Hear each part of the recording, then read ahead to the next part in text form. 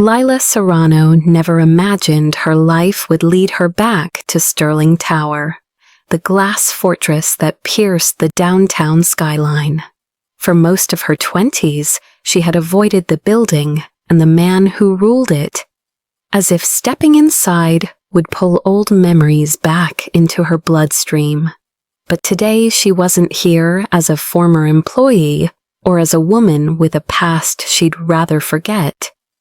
She was here because of the truth she carried in a sealed envelope, one that made her hands shake no matter how tightly she held it. The lobby buzzed with morning energy, executives rushing past her with coffees and clipped footsteps. Lila stood still, feeling like she no longer belonged in a world once familiar. Her reflection shimmered in the marble floor, pale and uncertain. She slipped a hand over her stomach, not showing yet, but undeniably real. 4 positive tests, 1 doctor's appointment. A heartbeat she wasn't prepared to hear. She thought she knew the father. She thought the timeline was obvious. She thought nothing could unravel the story she told herself. She was wrong. It began the day she met with Evan Ward, the ex-boyfriend she hadn't seen in nearly a year, and the man she thought was responsible for the life growing inside her. He had been shocked to see her, but kind, supportive even. Until she mentioned the date, she believed everything had changed. Evan frowned, confusion replacing his soft smile. "Lila, I wasn't in the city that week," he said. "I was visiting my brother in Boston. We hadn't spoken in months by then."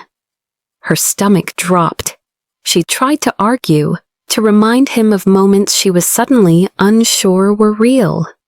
But Evan's certainty shattered her assumptions, and when she left the cafe that afternoon, she walked out with a fear she didn't know how to carry, which led her here back to the man she wanted to avoid more than anyone. Ronan Sterling, CEO, billionaire, her former employer. A man who wore control like a second skin. Their worlds had collided one night and after a charity gala. A moment of weakness she had buried so deeply she convinced herself it never happened. She didn't drink often, and that night she remembered little beyond fragmented flashes. Warm hands guiding her into a car, the scent of cedar and winter air, his voice low and steady as he made sure she got home safely. Or so she thought. She had woken the next morning alone, confused, aching in a way she hadn't questioned at the time. Now she questioned everything. The elevator doors opened with a soft chime, pulling her back to the present. The ride to the top floor felt endless, her heart pounding with each passing second. When the doors slid open, Lila stepped into the executive lobby, quiet, modern, intimidating. Ronan's assistant, a poised woman named Harper, looked up immediately. "Ms. Serrano?" she said, surprised but not unkind. "Mr. Sterling didn't mention." "He doesn't know I'm coming," Lila whispered. Harper's brows lifted, slightly, but she rose and nodded. "He's in a meeting, but I'll let him know you're here." Lila waited near a wall of floor-to-ceiling glass, staring out at the city she loved but often felt lost in. Her reflection wavered against the skyline, small, fragile, uncertain. She clutched the envelope tighter. Inside was the ultrasound image she could barely look at without crying. She didn't want anything from Ronan. No money, no involvement, no complications. She only wanted the truth. The elevator behind her dinged softly. Ronan appeared in the doorway, tall, impeccably dressed, dark-haired, and defined by the confidence he carried like armor. His eyes locked onto hers instantly. "Lila?" His voice held confusion, surprise, and something colder she couldn't name. He stepped toward her. "What's wrong?" She almost laughed. Ronan Sterling had always been too perceptive, too sharp, too aware of every detail others missed. "I need to talk to you," she said quietly, privately.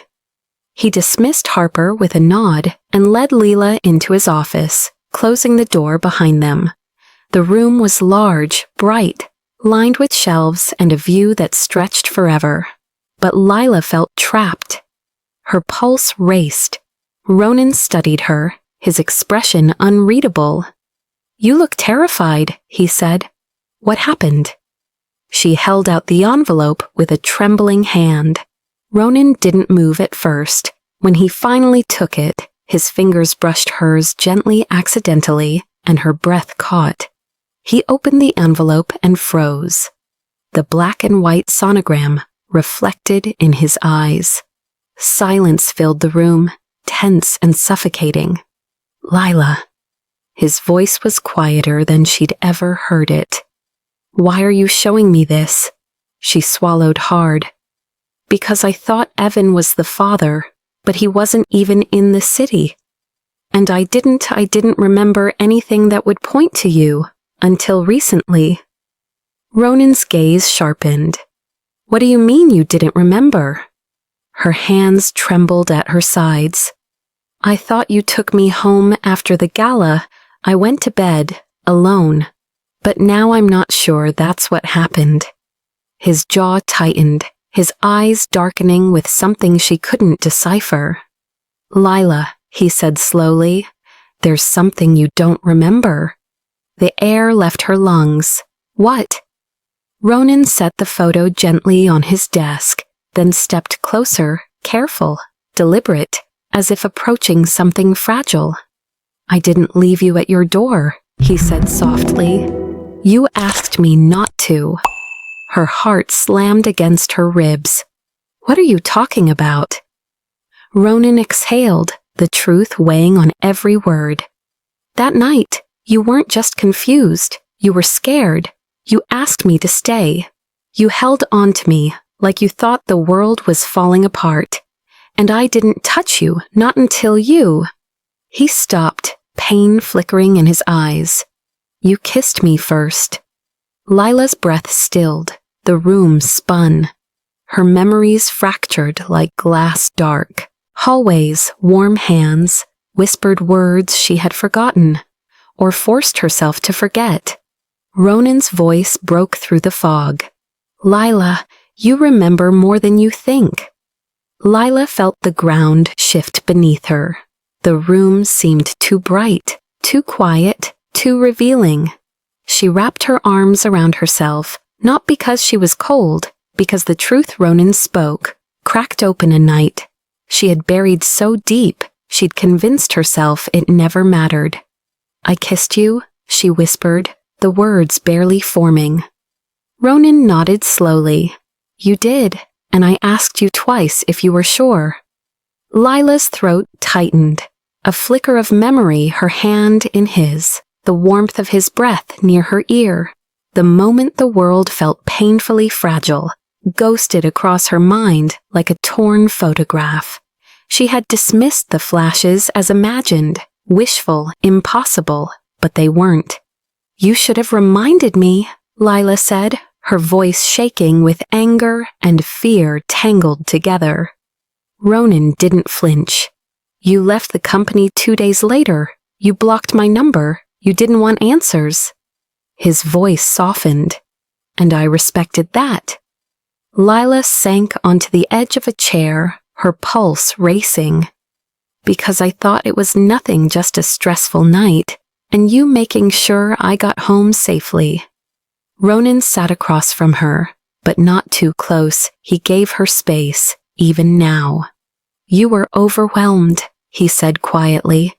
"Your father had just been hospitalized. Your job was on the line. You were drowning. You didn't want attachment. You told me that yourself." Her head snapped up. "I said that?" Ronan nodded. "Right before you kissed me again."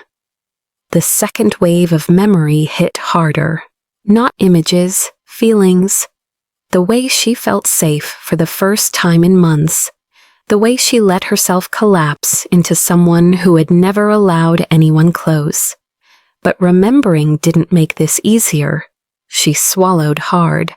Why didn't you ever reach out after that night?